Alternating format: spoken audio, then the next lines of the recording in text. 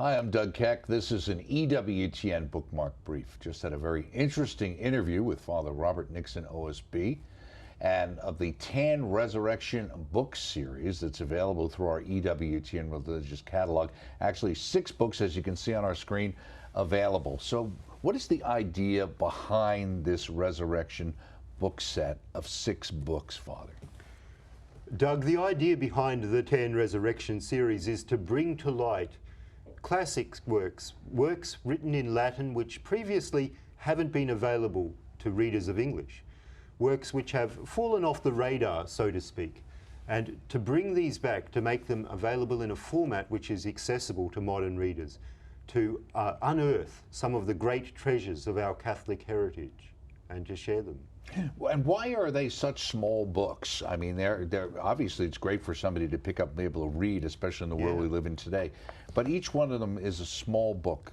Was that planned that way? You know, I think today, as you said, people are so busy that they're often pressed for time.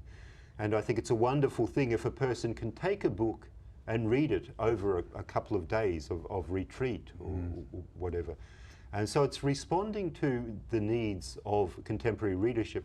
And also, it's interesting, in the Middle Ages, people tended to favour books that were like that were relatively short.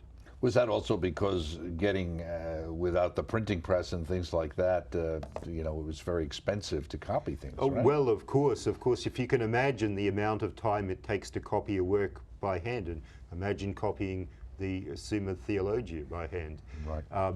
So, yeah, of course, so there are preference for short works, for direct expression.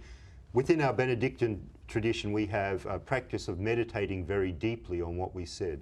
And I think a lot of these works are written to be read in that way, to read a chapter and then to think about it deeply for a while. Now, we call each one of these books, but they're not reprints of books that St. Ambrose wrote, or Gonzaga wrote, or Thomas à Kempis wrote. What are they actually reprints of?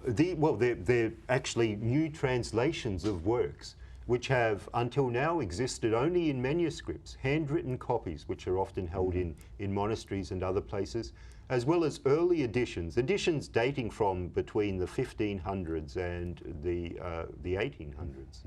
So this is the source of these works. Right, and all different styles, and also different, particularly how somebody wrote some particular document, or even where you have a talk and that might have been transcribed, right?